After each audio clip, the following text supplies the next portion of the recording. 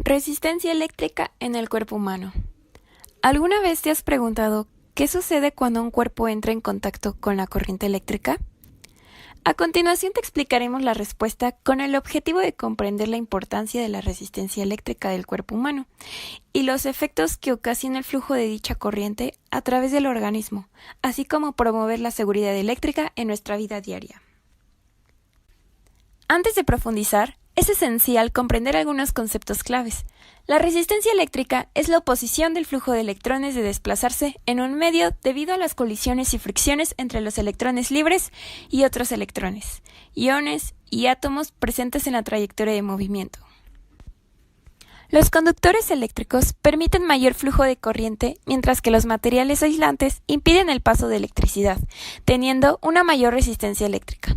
Por ello, es relevante mencionar que el cuerpo humano conduce electricidad por la presencia de minerales con carga eléctrica conocidos como electrolitos, que se encuentran en la sangre, en la orina, en tejidos y en líquidos extracelulares como la linfa. Y a su vez, el organismo presenta resistencia al flujo de corriente eléctrica. ¿Sabías que el 99% de la resistencia eléctrica al flujo eléctrico está en la piel? De acuerdo al autor Raymond Fish, la resistencia interna del cuerpo es aproximadamente de 300 ohms. Este valor no es constante, puede variar de acuerdo a diversos factores como la humedad de la piel, la tensión a la que se somete y el área de contacto con la fuente de electricidad.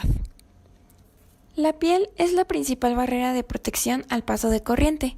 La resistencia eléctrica de la piel en condiciones de exerosis, es decir, de piel seca y rugosa, es de 100.000 ohms. Y si la piel está hidratada, húmeda o en contacto con el agua, la resistencia disminuye significativamente.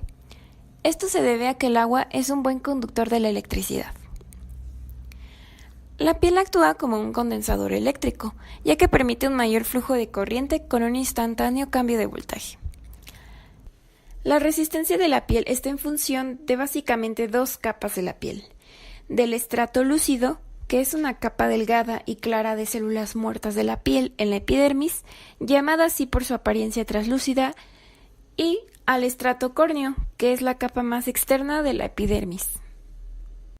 La mayoría de los efectos relacionados con la corriente resultan del calentamiento de los tejidos y la estimulación de los músculos y los nervios. Cuando esto sucede, puede provocar problemas que van desde una simple caída, debido a la reacción al dolor, hasta situaciones más graves como un paro respiratorio o cardíaco. En la siguiente tabla tenemos algunos valores de corriente a 60 Hz y los efectos que éstas provocan.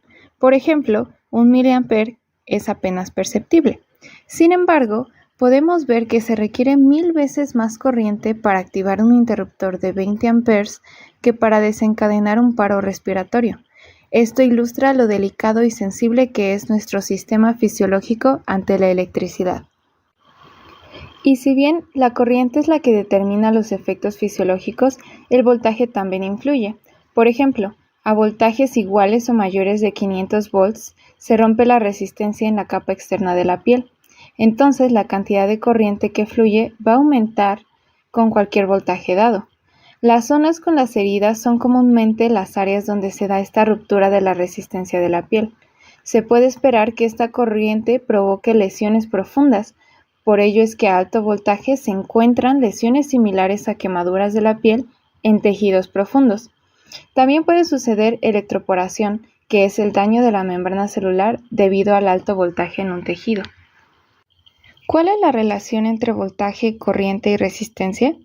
Recordemos la ley de Ohm, que podemos expresarla como: de donde vemos que si aumenta el voltaje, aumentará la corriente, y si aumenta la resistencia, la corriente va a disminuir. ¿Pero cómo fluye la corriente en el cuerpo?, te estarás preguntando. Vamos a hacer una analogía con una batería de automóvil. El terminal positivo está conectado a un cable rojo hecho de alambres individuales que van a ir al motor, a las luces, al aire acondicionado y a otros dispositivos más. Es decir, que la corriente fluye a través de muchos caminos paralelos. Y la corriente en cada camino depende de la resistencia de cada dispositivo. En el cuerpo humano, el paso de corriente es de una manera similar. Una persona que recibe una descarga eléctrica tendrá al menos 2 puntos de contacto con una fuente de voltaje. Si cualquiera de las conexiones está desconectada, no habrá flujo de corriente. Pero también podemos ver, análogamente, que la corriente puede pasar por muchas vías un tanto paralelas, como los nervios, los músculos y los huesos, y la cantidad de corriente en cada aparato del automóvil o de un tejido depende de la resistencia de cada componente. Una vez discutido acerca de la resistencia eléctrica del cuerpo humano, veamos qué puede hacer un físico biomédico en estos casos.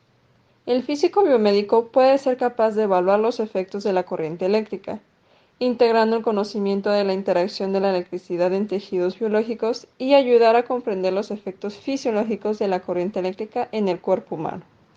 Además, puede evaluar y diseñar equipos de seguridad eléctrica, así como la implementación de sistemas de protección en caso de descargas eléctricas y la seguridad eléctrica en entornos médicos. Por último, se tienen las conclusiones, que son las siguientes. En caso donde nos encontremos cerca de fuentes de electricidad o dispositivos eléctricos, hay que tener cuidado de no estar mojados o en contacto con el agua, para evitar alguna lesión, ya que como vimos, la resistencia eléctrica del cuerpo humano baja en estas condiciones. Las lesiones producidas dependerán del flujo de corriente, del voltaje y la vía que tome este, es decir, si es músculo, hueso o nervio.